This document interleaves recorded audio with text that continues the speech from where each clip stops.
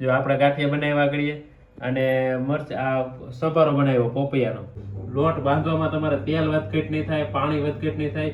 આ રીતની રાખી દેવાનો લોટને આમ રાખવાનો જો આ રીતે આમ બરાબર. આયા લોટ આપણો જડવો જોઈએ એટલે ગાંઠિયો એકદમ સડી અને કમ્પ્લીટ થઈ ગયો છે.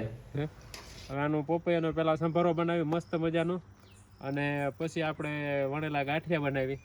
તો સારું હાલો સંભારો બનાવી પેલા બરાબર છે. અને આ બન્યા રહેજો મારા બ્લોગમાં. આપણે સંભારો બનાવવાનો, ગાંઠિયા બનાવવાનું, બધી વસ્તુ એક એકડે એક અને માપે માપથી શીખવાડી. હાલો ભાઈ મારા જગ્યાએ હાલો. તો ભાઈ હવે પેલા આપણે પોપૈયું લઈ લીધું છે ને પોપૈયું પેલા કાપી નાખી અને આનો સંભારો બનાવી નાખી બરાબર. ચાલુ કર્યું તો છે ને ભાઈ જો આ મશીન આપણે છે ને આમાં બનાવવા મીના છીએ. હવે બતાવું તમને કેવું થાય છે ખમણ. લાંબી અને થોડીક જાડી સીધી થાય તો ખાવાની મજા આવે. આપણે કઈ સાઈલ ઉતારી નથી, મજા આવે સાઈલ વાળું હોય તો. કોના કોના પપૈયા સંભારો ભાવે જરા કોમેન્ટ કરજો પાછી બરાબર છે. આવું ખમણ થઈ ગયું છે, કેવું અસલ છે ને ભાઈ. હવે આનો આપણો સંભારો બનાવવાનો છે એટલે આપણે હવે છે ને એમાં ટમેટું ને એવું બધું નાખી દઈ. હવે ટમેટા સુધાર નાખી તો આની અંદર છે ને આપણે હવે ટમેટા નાખી દઈએ થોડાક એટલે ખટાઈશ આવી જાય ને મજા આવે.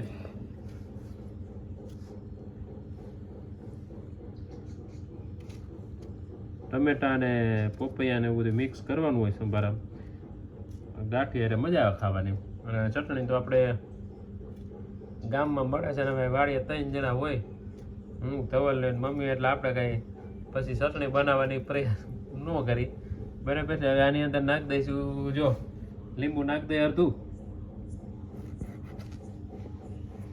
નાખ દો નહીં.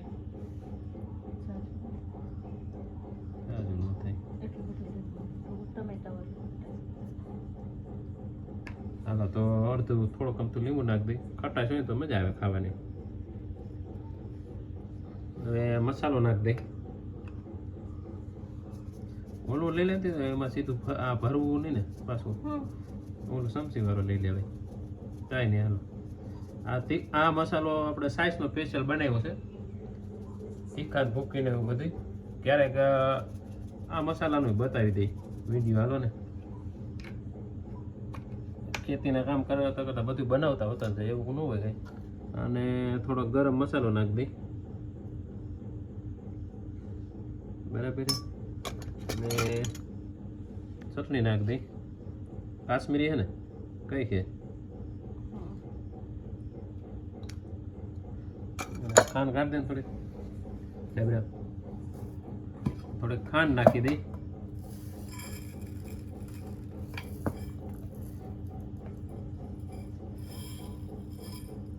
ખાંડ નાખી દઈએ એમાં બરાબર છે. હાલે હાથ ખાટા થઈ જાય ને કામ. હવે આને બરાબર મિક્સ કરી લઈએ, હલાવી લઈ. એટલું નાખ દઉં પછી તો એ આ ખાંડ ને નહીં પાણી થાય ને. આપણો સંભારો બનીને થઈ ગયો છે રેડી બરાબર છે. બતાવી દે ભાઈ બરાબર સંભારો ટમેટું ને બધું નાખીને બનાવી નાખો મસ્ત મજાનું. હાલો તો ભાઈ છે ને આપણે અડધો કિલોમાં થોડોક લોટ ઓછો છે એટલે 250 ગ્રામ ને 300 ગ્રામ જેવો લોટ છે બરાબર છે. તો પહેલા તો આપણે છે ને પાણી લઈ લઈએ બરાબર છે. જો આ વાડીએ આપણે ગાંઠિયા બનાવવો હોય અને પ્રોગ્રામ કરવો હોય તો આ રીતે માપ રાખી લેવાનું. અને કોઈ ન આવડે તો હાવ હેલામેલી રીત છે, કોઈ જાતની અઘરી રીત શીખવાડતો નથી, બધી રીતે આપણને આવડે. પણ આ છે ને હેલામેલી વસ્તુ તમને શીખવાડી દઉં. લોટ બાંધવામાં તમારે તેલ વધઘટ નહીં થાય, પાણી વધઘટ નહીં થાય અને કોઈ વસ્તુ વધઘટ નહીં થાય. તમારે એકદમ પરફેક્ટ માપે બધું બંધાઈ જાય. તો છે ને જો પેલા એક ગ્લાસ લઈ લેવાનો, ગ્લાસમાં થોડુંક અમથું પાણી લઈ લેવાનું. કેટલું ખબર છે? 1 2 પાવરા જેટલું લેવાનું, વધારે નહીં લેવાનું બરાબર. પછી એની અંદરથી છે ને એક પાવરું એક તેલ નાખી દેવાનું. ખાલી કેટલું? પાવરું એક આની અંદર તેલ નાખી દેવાનું. કારણ કે આ માપ તો આની અંદર હોતા આપણને આવડે છે સીધું નાખતા. પણ જો તમે પહેલી વખત બનાવતા હોય ને તો એ કાલ લોટ ઢીલો થઈ જાય, કાલ લોટ કઠણ થાય વાંધો નહીં, સેજ પાણી નખાઈ જાય. પણ જો ઢીલો થઈ ગયો હોય ને તો તકલીફ થાય બરાબર છે. તો હવે તેલ અને પાણી બે લઈ લીધું છે અને આપણે એમાં જો છે ને આવી રીતે માપ લઈ લેવાનું. તમારે થોડુંક આમ 400 ગ્રામ જેટલું લોટ છે, 350 400 ગ્રામ એટલું આપણે સમજી છે ને 2 ચપટી 3 ચપટી લઈ લેવાનું. જો હું તમને માપ સહિત બતાવું એક બરાબર છે, 2 3 ત્રણ ચપટી જેવું મીઠું લઈ લેવાનું, આમાં નાખી દેવાનું બરાબર છે. પછી સોડા છે તો તમારે આમ નાખી લે, 1 ચપટી 1.5 ચપટી સોડા લેવાના, વધારે નહીં, એટલે તમારે ઓલા થાય નહીં બરાબર છે. 1.5 ચપટી જેવું લઈ લેવાનું સોડા ને એ પણ આની અંદર નાખી દેવાના. અને એ ન થઈ ગયું પછી આ છે આપણે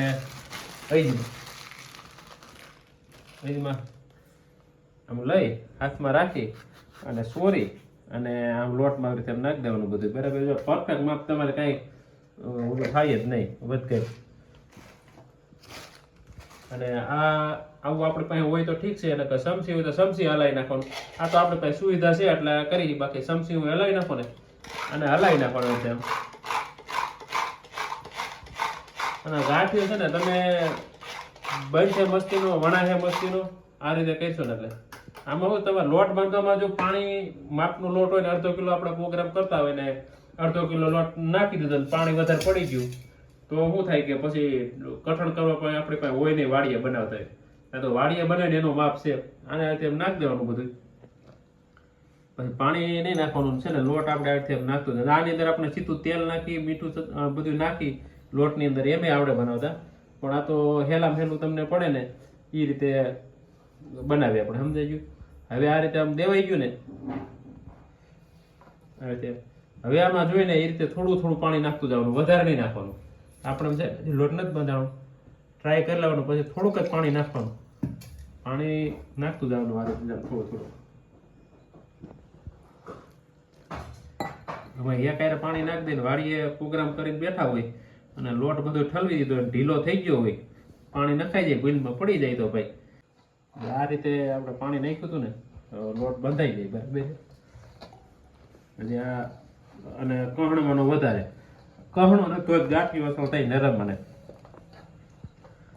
પછી આમાં જો છેલ્લે એટલું કઠણ થઈ ગયું હોય પછી ખાસ ધ્યાન રાખવાનું કે ઢીલો કોસો કરવામાં પાણી છે ને હાવ મીડિયમ નાખવાનું, બહુ જરા કંઈ વધવું ન જાય, નકર પછી લોટ ઢીલો થઈ જાય. હવે જો આપણો લોટ છે ને બરાબર આવી ગયો છે બરાબર.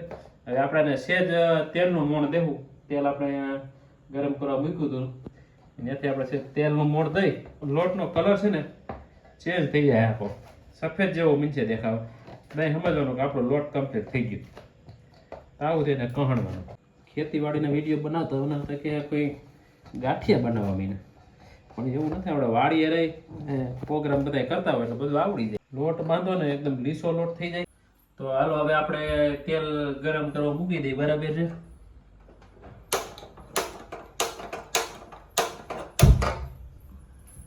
હા આપણે પછી ચૂલે પછી બેસતા એટલે આપણને ફાવે એવું છે ને, આ બધું ટકટક્યું આપણને ન ફાવે. આપણે ચૂલો હોય દેશી તાકડે ફાવે બધું. અને હવે આપણે ને ગાંઠિયા વણવાનું કરી સારું બરાબર છે. તીખન ભૂકી થોડુંક આપણે ખાંડેલી રાખી હતી, તીખન ભૂકી ખાંડેલ હોય તમારે માથે નાખો તો એ અસર થઈ જાય. આ લોટ આપણે કહ્યું ને ભાઈ, આ લોટને આપણે 2 ભાગમાં કરી લેવાનો. અને આવી રીતે આમ છે ને જો આ વિડીયો રહે ભાઈ નજીક આ રીતની રાખી દેવાનો, લોટને આમ રાખવાનો જો આ રીતે આમ બરાબર. આયા લોટ આપણો જડવો જોઈએ એટલે ગાંઠિયો છે ને વણાઈ જાય. સેજ એવું લાગે તો સેજ અણી જેવું થાય પેલા ગાંઠિયાનું, પછી હાલવા મને ગાંઠિયો સમજાય ગયું જ આ રીતે આમ નજીક દેખાય છે ભાઈ.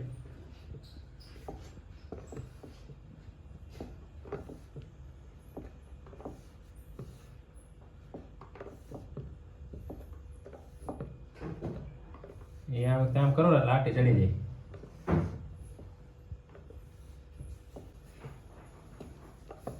જેમ ખેંચો ને એમ તમારે ગાંઠી વસો થઈ જાય.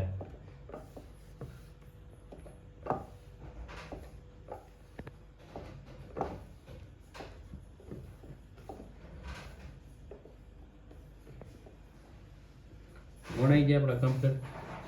તેલ આવ્યું કે નહીં જોઈ લઈ પેલા. અને તેલ એવું રાખવાનું ગાંઠિયો છે ને ભાઈ ધીરે ધીરે ઉપર આવવો જોઈએ. તો હવે આપણે જોઈ લઈએ છે તેલ આવી ગયું એવું લાગે છે તો આવી રીતે આમ ગાંઠિયો સેજ નાખીને જોઈ લેવાનું અંદર કે ભાઈ બરાબર તેલ આવી ગયું છે બરાબર. ધીરે ધીરે ગાંઠિયો ઉપર આવી જાય. તો હવે આપણા ગાંઠિયા વણેલા છે ને આપણે એની અંદર મૂકી દઈએ.